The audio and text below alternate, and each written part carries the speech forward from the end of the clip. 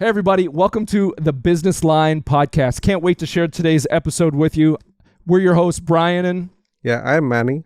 And today we've got a great guest. Manny, tell us about who we've got on today. Yeah, so today we have Brandon Barnum, who has like almost 11,000 LinkedIn followers. He's a CEO of HOA, also a author of a best-selling book called Raving Referrals, and in fact, it's called the King of Referrals. The king of... no one's ever called me the king of anything. He's an award-winning serial entrepreneur, coach, consultant, speaker, trainer, and workshop leader. He's a highly sought-after expert in the realm of referrals, marketing, sales, joint ventures, business development, and business growth strategies. In 1997, he became a single dad. He didn't struggle for long because he went from making $20,000 a year to over $200,000 a year in less than 18 months. Yeah. Can't wait to hear about that story. Brandon's closed to date over $500 million in transactions simply by referral. So referrals are powerful. I can't wait to learn about how he does it. In fact, I would like to add one more thing. Through this, his referral platforms, he has connected more than 5 million members in over 195 countries. So absolutely, he's the king of referrals. That's a big deal. Yeah, I don't know anybody who's done that. So let's bring him on. Brandon, how are you doing today? Countries. Come on. 195 countries. I know. That's a lot. That's a lot of countries. Yeah. All right. Brandon, thanks for joining us, bud. All right, Brandon, let's get right into it. It is a pleasure to meet you. I'm Brian. This is my good friend and business partner, Manny. And we can't wait to learn a little bit more about your story, learn about what you're doing these days, how you got there, the highs, the lows. So, Manny, let's just have him get right into it. Tell us a little bit about yourself, Brandon. Yeah. So I'm the CEO of HOA.com. We created a platform for homeowners and the professionals who serve them. Besides that, I'm a happily married man, got 3 kids, empty nesters, and so love long walks on the beach and scuba diving, all that fun stuff. All right. So how'd you get to where you are now? Tell us the rags to riches story. Where'd you get started? And just bring us along the path. Yeah, man, rags to riches is right. I grew up as a kid on food stamps, and my mom was never focused on making money, so never had that model or mentorship of wealth creation. But in college, I found out that you don't have to be married to have a kid. So I had a kid in college, and by the age of 24, I was a single dad, and I was making about $20,000 a year at the time. And it wasn't enough to pay for the mortgage. I bought a house and also pay for daycare.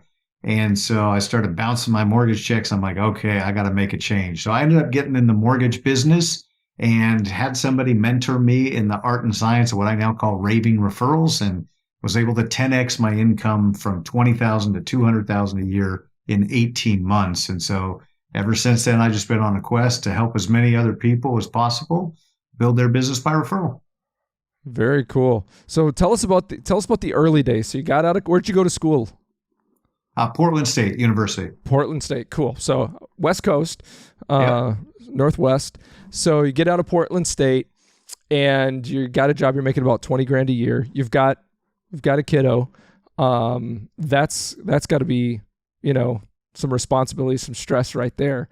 So how long did it take you to break out of that mentality that was it, that you were going to be, getting up, making the donuts, proverbial, every day, and then taking care of your young one, and then going to bed and doing the same thing over and over again, not necessarily thinking that there's something better out there? When did you come to the realization that you could do more? Well, as soon as I got custody, as soon as I got the call saying that, his mom was strung out on drugs and I needed to step up and take over, it was instant shock. My wife and I have been together for 30 years now. My son's 31, so she was with me at the time, even though we weren't engaged or married. And we lived separately. She had her apartment. I owned my own house. But it was instant shock, man. I mean, anybody that's a single parent, they know the struggle and what it's like. But at that point, you got to step up, and it's not just about you anymore, right? And when you're in your 20s, most people are pretty self-absorbed. I was still pretty self-absorbed, to be honest. Yeah. But you just got to go do more, and you got to figure out a way. And that's just the American way. That's humanity. You got to find a way. So necessity is the mother of invention, and it forced me to leave the job that I was at and go find other options. So Brandon, you said okay, you got custody of your kid and you got, kid pretty early in your life. So how old were you, like when you had your kid, and at what age did you get the custody, and how old was your kid? Yeah, I was 22 when he was born. I was Wow. 24 when I got custody. So he was 2 years old at the time. Wow. So with a 2-year-old, and at that time you thought like, okay, I'm not making enough, and then you wanted to change your life with a Yeah. 2-year-old. How difficult was that? Oh, it was super challenging at the time, right? Because I started bouncing my mortgage check because I couldn't pay for childcare. So I actually got my boss at the existing company I was at to lay me off so that I could get unemployment for 6 Mm-hmm. months. And I had him there, and I was chasing the entrepreneurial dream. And, I was taking care of a 2-year-old while working the phones and trying to make things happen. So it was a huge challenge, and not just at the early stage, but all throughout, because then my now wife and I got married when my son was 5. He was actually my best man at our wedding. And then we had kids of our own. And so now merging in my son with our new, babies, basically, it was a big challenge. But again, you go through whatever life gives you and you make the best out of it. So, like I am reading here something like that, like you turned your 20K annually to 200K within 18 months. How did that happen? I mean, like what were you doing? Like that's a huge step, right? And with a 2-year-old kid that you have to take care of, and you're trying to, become an entrepreneur.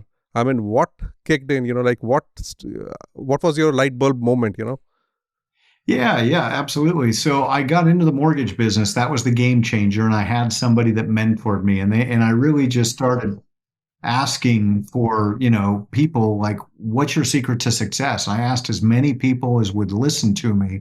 I'd take people out to coffee or lunch, and just the people that were at the top, that were at the place that I wanted to be. And I said, what's your secret to success? So I asked, I don't know, 25, 30 people the answers, and I kept hearing the same things, right? They all said the same things, which is that their business all came by referral, and it all came from people that served homeowners every day. So I just followed the steps of my mentor and other people that have been success in the industry. And one thing that I did that was really different at the time, this was 1997, so a few years ago, is I had learned in business school that you want to go find a need and fill a need. And at that point, real estate companies weren't all online. And even the ones that were online didn't have their listings online. Or if they did have a listing, maybe they'd have one exterior photo. And I said, this is silly. I see where the puck is going. People want to sit at home, sit in their underwear, and be able to shop for homes. Well, now we do it all the time, right? But this was before Zillow was invented and Realtor.com and all the others. But that's what I did. I created an online home buyer guide in Portland, Oregon. And I went around to realtors that had properties that were listed, and I looked for homes on busy streets. And the reason I did that is I knew that if I could list that home on my website, and I could put a writer sign on the bottom of their for sale sign that said, view this home at pdxhome.com, then I could start to siphon off some of that traffic and capture those buyers and then refer them over to the realtors I was working with. And so that's what I did. And it allowed me to add value that was different than every other mortgage lender was having. I changed the conversation. I wasn't talking to them about, the best rates and loans and lowest fees. Yeah. That's the same conversation everyone else was having. So the epiphany for me that I would pass on as a learning point is find a way to add value that other people aren't doing. Find a way to have a conversation about your business, position it differently than everyone else, or you're going to be seen as a commodity. But if you've got a way to really add value to people that can add value to you, that's where you win big. Yeah, that's what I talked about. I remember when I came back a few weeks ago from Academy. It's, in the IT managed service, which is part of what we do. It's one of the things we do. Is the normal things are the permissions to play. It's what everybody's doing. So everybody talks about. What we talk about is, we have great, we have a great turnaround time, or we have a great, response time, or we have great backups, or we have great, but everybody does. And when we say that, you're just sounding like everybody. But when you start to talk about where your added value is, that they're not talking about, you filling in those gaps, right? Yeah. I mean, that's what you did differently. Yep. I mean, yeah, that's great. Yeah. Take us from there. So you're at the point, you're in the mortgage business now. you've turned your life around. You've done something new. You've got some people around you mentoring you. You started to do what they did, seeing better results. What next? What happened next? Yeah, I rode that train for a long time. So I was in the mortgage business for 12 years. Now, it was 5 years before I started my own company, and then I started my own mortgage brokerage, and I built it up. I had multiple locations, and I had about 30 loan officers working for me. And then the financial crisis of 2008 hit. Yep. And, I decided that wasn't the business I wanted to be in. The banks were making the mortgage brokers the scapegoats, even though they were the ones that created the loan programs that people were funding. So I went back to technology. I had built technology early, and I love technology. And so for the last 13 years, I've been building tech platforms to help people win more business. And so, I'm on a major mission to help everyone boost what we call raving referrals and referral partnerships. What we teach is the referral partner blueprint, and it's all about partnering with people who are serving your perfect prospects every day and adding value to them and helping them solve their client challenges. And that's probably what you guys are doing with your business, right? You've got some specific people and companies that you work with where they bring you in because you save the day. Right. Yeah. Absolutely, yeah. And so when we were learning a little bit about you leading up to today, Brandon, one of the things that stood out to me is that Manny and I talk about it all the time. A lot of our success at our company was via referral. We're playing all the other marketing and sales games too, but our biggest clients right now grew out of referrals. Sometimes first, second, and third party referrals. It just kept chaining. And how, and figuring out how do you, because a lot of folks, they say, well, that's great, but how do you turn that into a process? How do you systematize that? Absolutely. And it sounds like that's what you've done. Oh yeah, 100%. Well, everybody should have a referral system in their business.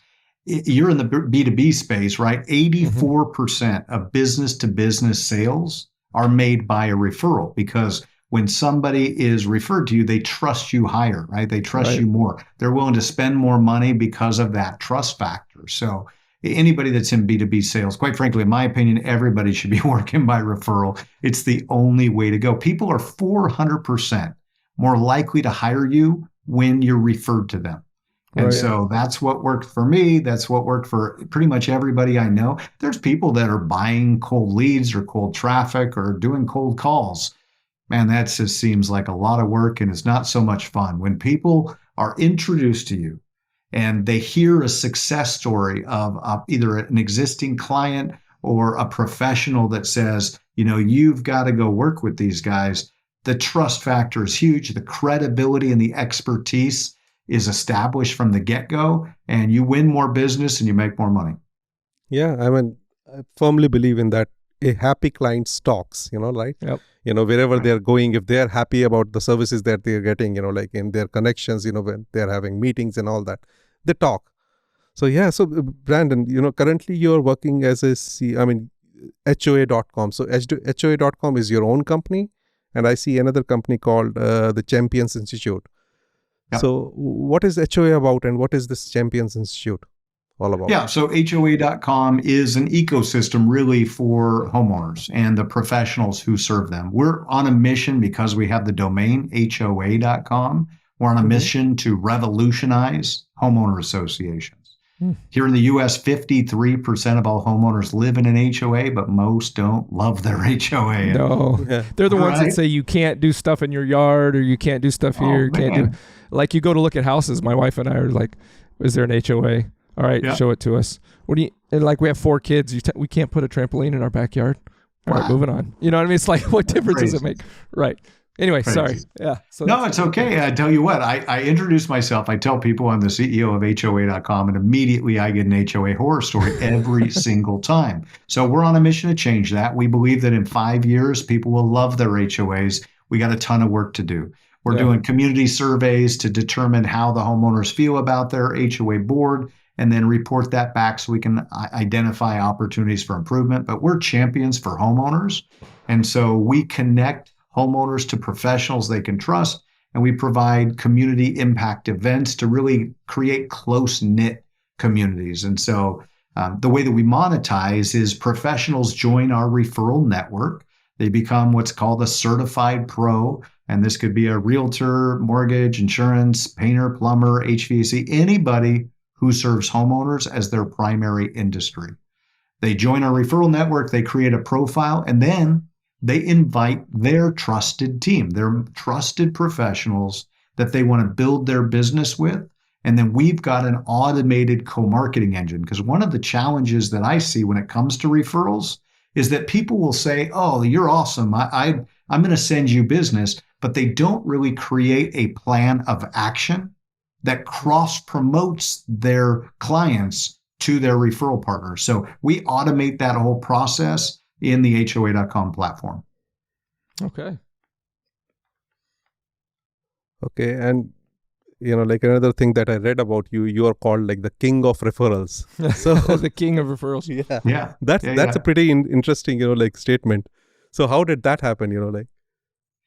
Yeah, so it happened. Number one, I did over $500 million in transactions by referrals early on in my career. Since then, I've partnered with some major, massive companies and brands. And, honestly, I do some of these podcasts, and somebody wrote a magazine article about me and called me the king of referrals, and it's just stuck ever since.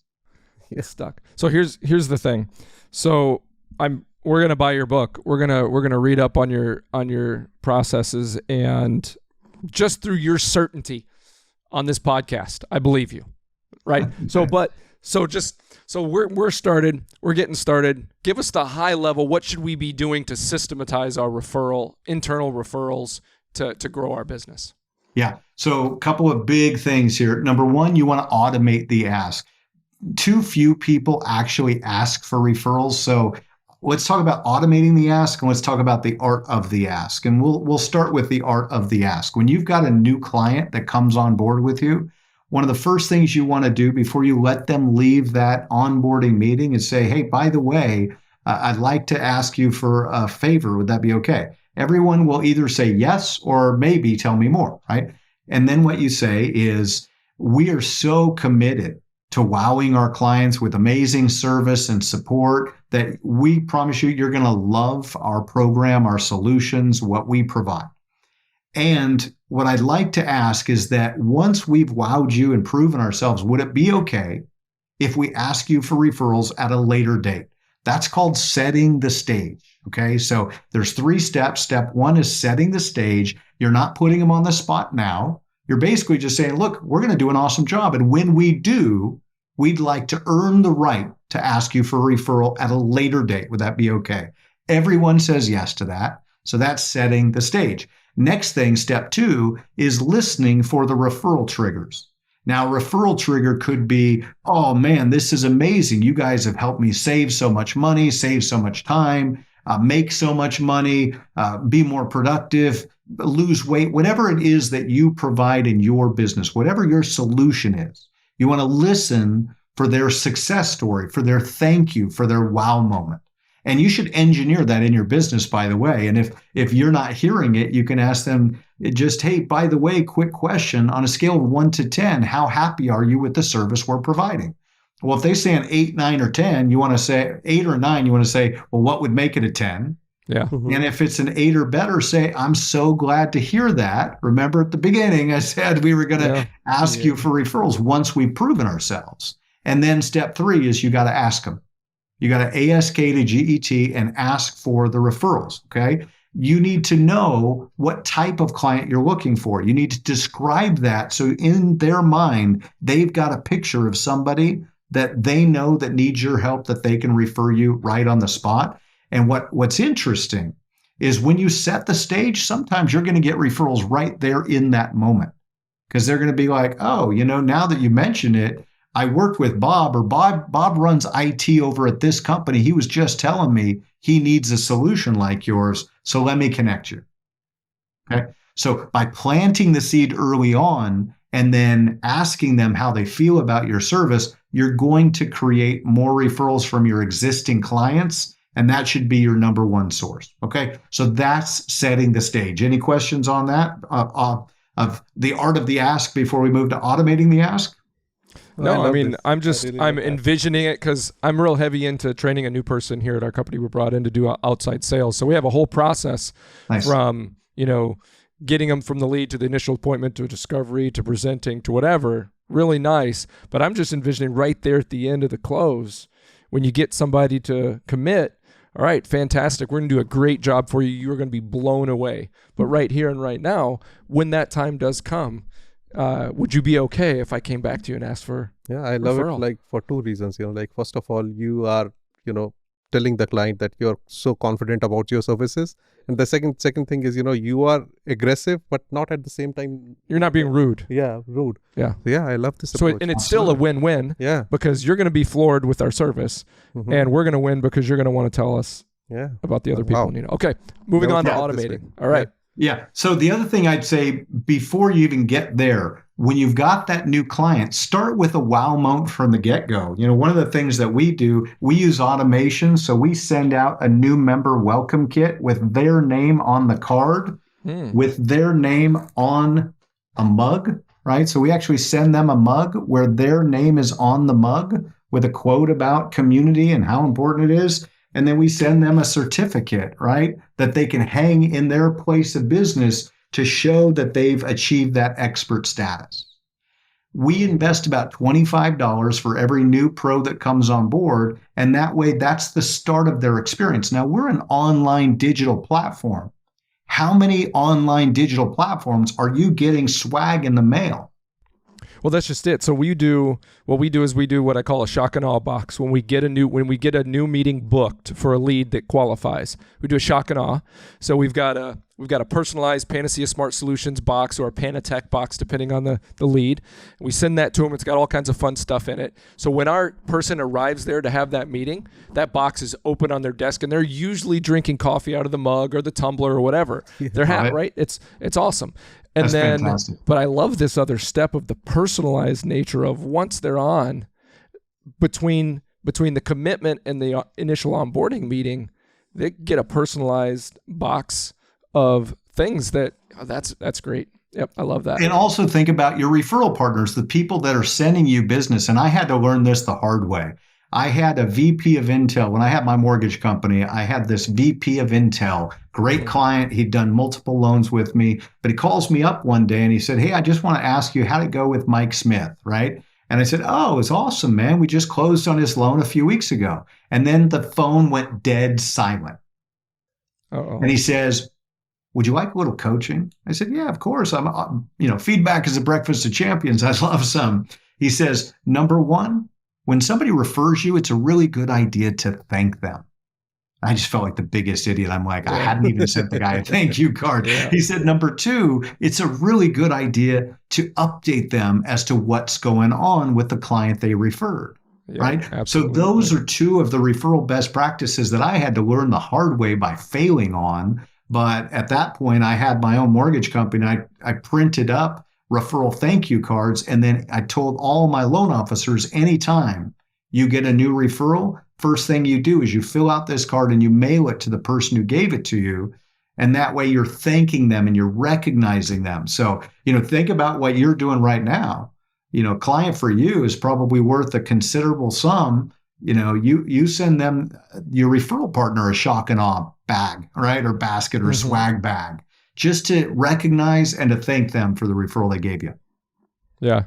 I think we could do something like maybe send them some swag that's, one of the things I'm doing for our guests on the show is everybody's getting a personalized, Panacea sweatshirt with their name on the back and stuff like that. Like they're a member of the podcast team. And that could be something we could do for those referral partners too. We could send them like a hoodie because for being on the team. That's a great idea. I love it. Absolutely. And build that into your process. So now we're talking about automating, right? What can you automate in your process? Well, automating the ask is as simple as integrating into your proposals, your invoices, your email signature. The greatest gift you can give us is a referral or whatever the language that's right for your business. But that way, when you think about it, some of these companies that are listening probably have multiple people, multiple departments, and they're not necessarily front facing. They're not necessarily client service minded or sales minded, right? Where they're thinking about how do we bring more clients and customers into the business? Well, when you're automating the ask and all of your automated sequences and documents include that request, now suddenly you're able to leverage that ask. Everybody feels comfortable all throughout the process. And in some cases, some people create a referral rewards program. Now we have a 2-level affiliate plan at HOA.com, and that's what we recommend on the regular. Not every industry can do it. Some have restrictions. But if you can create an affiliate program, and now you can incentivize and reward people financially for sending you business, you get some people seriously committed to helping you grow your company. Yeah, I think that's key. We've dabbled in that a bit. We've got some partners. Yeah, we are trying that. Have actually helped us grow through referral that way, but we got to get better, I think, at putting it into the process, automate it in a way so it's not awkward when we talk about it. Because sometimes it can be a little, oh, did you know? You can earn if you refer us and they sign on and so on and so forth. So, Well, and whether you offer it proactively or retroactively reward people, right? Again, you can either be covert or you can be overt. I like to be overt. I like to ask for what I'm looking for. And by having that program, often when I'm doing podcasts, I'll let people know, hey, by the way, we have this ambassador program. If you go to HOA.com/win, you can sign up. It's free, and you can add some mailbox money to your business. Cool. Very cool.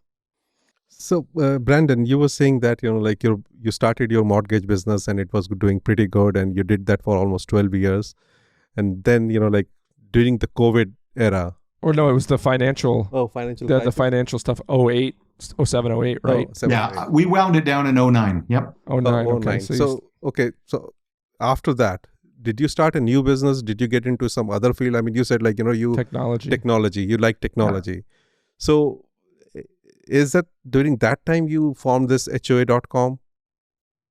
No. So what happened after I left the mortgage industry, I went and helped. I made a 2-year commitment to help a company launch and create a humanitarian. It was a personal development training company, but we donated 40% of gross revenue to charities that provided food, water, education, and microloans. So I did that for a 2-year stint. And then I helped another entrepreneur create a technology platform around divorce. I gave him a 1-year commitment. And then from there, we created trustedteam.com. So this is in 2011, and built that up over a couple of years. That was a referral-based platform.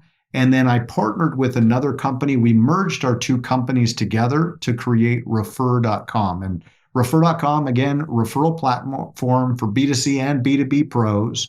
And we built that up to over 5 million members before we exited in 2019. And that's when we started HOA.com. Okay. Very cool. I mean, we talked, obviously, big challenge in the beginning of your career when you're getting out of college and you have your son, and that's, but in the journey from there to where you are now, what's been maybe the biggest obstacle you had to overcome? Maybe the lowest point where you really had to dig deep inside and find something you may not have known was there. Yeah, well, cash flow. I mean, let's just be real, right? Having employees and team that you got to figure out how you're going to pay them every 2 weeks was the biggest challenge. The reality is, for the last 13 years, I've built technology platforms, and not just a software product that I'm selling one at a time, but platforms to bring in, hundreds of thousands, millions of users onto a platform. And you've got to invest a lot and build a lot before you've got something to take to market. So we were able to build kind of an MVP, minimum viable product, and put it out to market and generate enough initial buyers that it funded kind of the seed round of the company, if you will.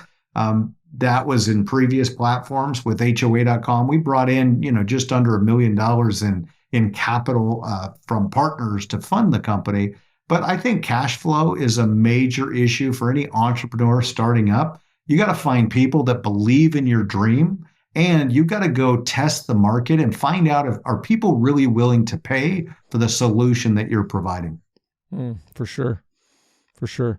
Any wild and crazy stories that that stick out in your mind? I always like to ask because people always have their individual things that happen to them that they couldn't believe happened. Sometimes it's traveling to a business appointment. Sometimes it's closing a big deal that you didn't think was going to be there. Remember a couple episodes ago, remember Marty's?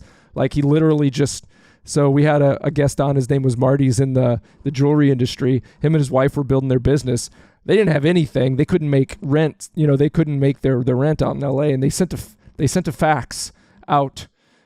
No. They put an ad in a magazine, a jewelry magazine with the rest of their money. And it said, all they had was a fax number. Fax this if you want to work with someone who knows how to sell jewelry in the American market. And they got a fax one night in the middle of the night from Australia, one of the biggest ones, and it changed their life. Nice. You know what I mean? Anything like that for you that's happened that you can kind of hang your hat on sometimes? Yeah, I mean, there's a few, but the one that comes to mind as you're asking that question is we started this company called Divorce Shield, and it was a platform to help people that were going through divorce. And when we started the company, we had a vision for it, but we had no platform. We had no money for it. We had a product, which was basically an ebook. And I saw this ebook. It was a guy that I sang in church choir with in Portland, Oregon. And he said, I've got this heart for helping people go through divorce. Here's the issue. And I've created this solution. And I said, that needs to be a technology platform. And so what I did is I helped him take his ebook, create a technology platform, and then we localized introduction to the professionals that would help those people that were facing divorce, right? But we didn't know if it would work. I came up with a slide deck, a presentation, and we went and pitched it to a real estate broker in Portland, Oregon, where I lived at the time. And that guy did a $165,000 agreement. And so I'm like, okay, well, I guess we got the cash. I guess there's a need in the marketplace. And so we went and we built that program. And later on, he introduced me to the CEO of Prudential Home Services. Oh, wow. And within 30 days, we had done a national deal with Prudential where not only did they promote us to all 55,000 realtors around the world, I convinced them to give us their database so we could create profiles for all of their agents. So they gave us their database, including name, phone number, and email address of 55,000 realtors. And that's what helped launch that company. There you go. That's so one of the things I recommend is that you ask for what you want. I think that you receive not because you ask not. And so many people don't ask for what they want because they're afraid of what the other person's going to think or say. But look, if they say no, you have exactly what you had going in and maybe a little more because now you know more information about your product, your program, your service, or whatever it is that you're wanting to do. But what I've been taught and what I've learned is the more that you ask for what you want, the more you're going to get it. Yeah. Ask and you shall receive. Man. Yeah. So I always, like when we are on meetings with our client, I ask lots of questions and Brian is always, kicking me, like you're going overboard, you're going over. I said the maximum they can say is no, right? Yeah. I do. I always tell them, Manny, not now, not yet. Okay, now. But yeah, but seriously though, you need some hand signals, bro. You got to like adjust your eyes or your glasses, pull on your beard. I don't know if they do signals in doing cricket. that, but I don't look at him. I got to teach him that. You need to grab your hat. Like you got to have some signals. One of these, pulling my ear, across the chest. No, not that one. Not that. You're like, wait a minute. I got to put my CEO hat on right now. So we're talking, that's baseball, Manny. Baseball, do they do signals in cricket? Mm-hmm. Is there signals or anything? I got to teach you about the signals in baseball. Yeah, they do that, like when they want something, but yeah. So but there is a lot of wisdom in that. Yeah, I've seen lots of movies they are doing this something, like in baseball. But no, back to the asking, like that's one thing that I've learned from Manny is, sometimes I have to tell him, no, this is not the appropriate time to ask for that. But, sometimes when you don't have a filter to ask for what you want, you end up getting what you didn't think you could get because you asked. So, but we've worked together in those kind of means before, so it's never really come back to bite us yet. So, but he'll say, Brian, I want to ask for this. Should I? I go, well, we're having an IT services meeting. I don't think that we really want to talk about transcription at this point, but we can definitely find a way to Come angle on, that in. I have the brain, like a little bit of brain, like I know what to ask for. Cool. Very cool. All right. So what are we at? We're coming on about 35 minutes here. We got some time. So Yeah, I have this question, Okay, go like ahead. about, so Brandon, like, okay, during our conversation, like what I'm hearing is that, any business that you developed was based on, like finding a gap and then filling that gap. Oh, yeah. Now this HOA thing, I'm really intrigued and, especially interested about. I mean, I've been here in US for the last 6-7 years. I mean, I keep coming and going, and I have seen lots of HOAs and all that. We smuggle them in. This is something, like, I mean, kind of, new for me. I mean, do you have any competitors in this field, or how did you find that, there is a gap in this field? Yeah, what's interesting is we didn't start this company focused on HOAs. We started this company as thehomeowneralliance.com. And we realized our mission was to connect homeowners to professionals they can trust. We said, okay, what if we could create like BNI Power Team for professionals who serve homeowners? Because there really isn't a referral network out there connecting professionals who serve homeowners. So number one, we said there's a huge, wide open blue ocean there. Nobody's filling that gap that we can see. To this day, that's true 4 years later. But we started the company as thehomeowneralliance.com. And one day I was meeting with my partner. I said, this domain is too long to fit on the side of a bus. It's so freaking long. And there's so many ways people can mistype it. I said, okay, if we could wave our magic wand and have any domain on the planet, what would it be? Homeowner Alliance, HOA. I looked up HOA.com, reached out to the owner. And within about 6 weeks, we controlled the domain. So that's when things really changed. Now, you're asking about HOAs. Is there any competitor out there in the HOA world? Here's the question I ask on stage all the time. If I'm in front of an audience, I ask, how many people live in an HOA? A lot of people raise their hands. How many people love their HOA? Not many people raise their hands. And then I ask this question. What is the number one national brand that you think of when it comes to homeowner associations? And I only get 2 answers. Any ideas? Any guesses? Nope. I got nothing. I don't know. You got the number one. I don't know. That's the number one answer that we get. And the second answer we get is there isn't any. Yeah. And so there's no company that's out there committed to transforming the industry. We think we're the only ones there. There are property management companies. There's 65% of the HOAs in America are managed by a third-party property management company. But you can't think of a brand because they're all localized, maybe regionalized, but they're smaller, sometimes medium-sized companies. But what we're doing is not property management. It is really community engagement and community activation. We haven't seen any company on the planet that's doing that. So your clients are homeowners as well as associations? We serve the homeowners for free. In fact, we give them a free concierge service where we'll take care of everything. Like if they're moving, we'll handle everything for a homeowner that's moving. We'll change their address, set up their utilities, internet, cable, security, anything they want. Get them quotes on insurance, and that is totally free. We don't charge the homeowners anything. Where we monetize is that business owners and professionals who serve homeowners join our referral network. And then they license individual communities because we're creating neighborhood community pages for every neighborhood in America. And then like a BNI chapter, we select one realtor, one mortgage lender, one financial planner, one painter and plumber. So all the different industries, those local pros then really get connected with that community and they show up for events. And we retarget them, remarket them to those homeowners so they become famous in those communities that they serve. Wow, that's interesting. So your business, this HOA is all over US? Yes. I mean, so you have clients from all over US and you are finding... All over the US, absolutely. Wow. So we're creating community pages right now. They'll all be live by the end of the year for every neighborhood in America. That's pretty cool. That is pretty cool. So, Brandon, when you're not doing this, what are you doing? What do you like to do when you're not working? What's your downtime? You said you like long walks on the beach. Okay. I can get behind that, but what else? I never get to the beach. If I'm going to the beach, actually, I want to be scuba diving. That was just something funny to say. So scuba diving is a passion. I love going scuba diving. Okay. That's amazing. But here in town, I mean, I love watching football. I have a 23-year-old son. He's coaching high school football. So, cool. Friday nights, you're going to see me out at Williams Field football games, watching my kid coach and watching the kids play.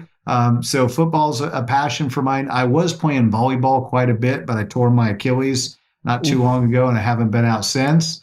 But the other thing is I'm a Christian, I'm a believer, and we're creating a Christian business alliance and really helping believers in business to work together to grow their companies and be able to give more to their churches or charities.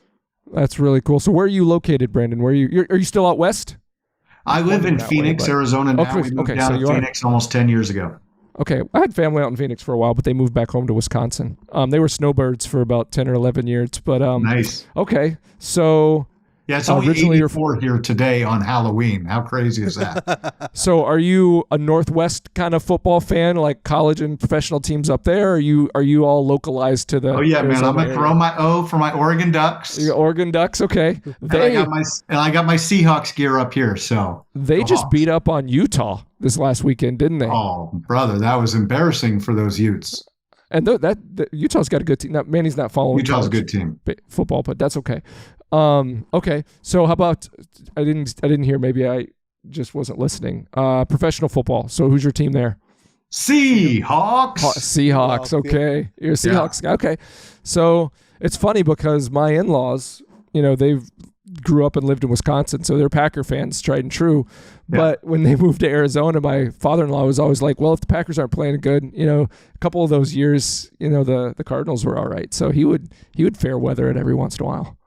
I love being here in Arizona because the Seahawks come once a year, so we always get a home game. Yep.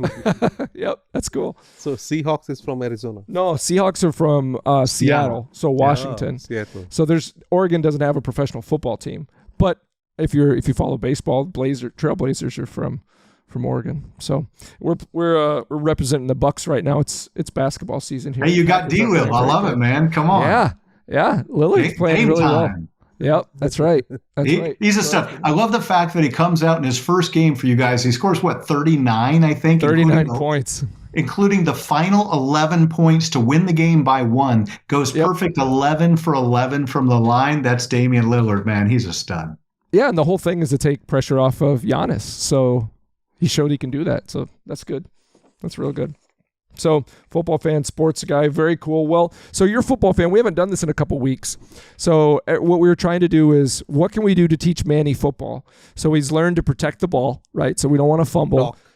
What's not that? Not the ball, the rock. The rock, protect the rock. Another thing is have a good kicker. So we had a guest on, and she was like, she's an Eagles fan, so she has some problems with kickers. She's like, you got one job, kick the ball, do it well.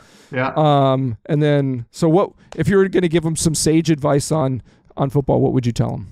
Listen, I coached the O-line in youth football, right? My son was pound ground to get ground. As a kid.